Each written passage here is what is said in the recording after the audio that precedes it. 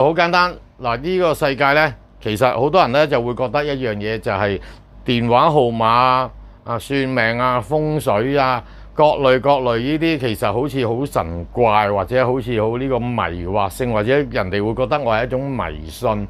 只不過好簡單，乜嘢叫迷，咩叫清呢？你知道個原理，咁咪叫做清楚咯。唔知道嘅，咁你就淨係信一個人講而信，而去即係一個人即係一言堂，一個人話嗰件事係咁，就你就覺得係咁嘅話，咁呢啲就真係迷信咯。即係好簡單地就係話俾你聽，啊你去村口嗰嚿石呢，你同佢一扣100個響頭嘅話呢，你就會去增加到你嘅財富嘅話，喂增加你係咪都好正常問一句增加幾多先？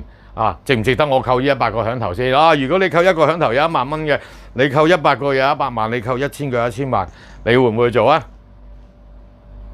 當然你可以有權去試下，不過呢個係你覺得呢個係迷信啦，定係科學啊？定係真係一個有數據嘅統計出嚟啦？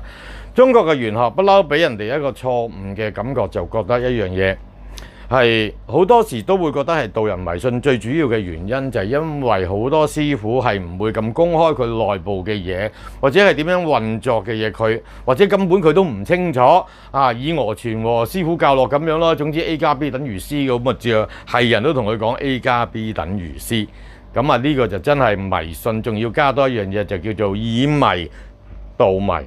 你會唔會係一個以迷導迷嘅人，會容易俾人去誤導你嘅迷信呢？嗱，我就唔贊成呢一樣嘢嘅。玄學最俾人一個錯覺嘅地方就係一份迷信。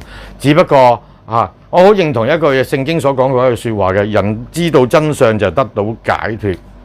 其實所有嘢都係全部係有根有據，除非你用嗰啲係真係嗰啲混嗰啲嘢呢，咁啊真係冇乜根據。玄學其實係中國人嘅統計學其中之一樣嘢，而入面只不過係記載咗好多唔同嘅能量轉移。今日 Ken Sir 就同你哋去清楚剖析翻。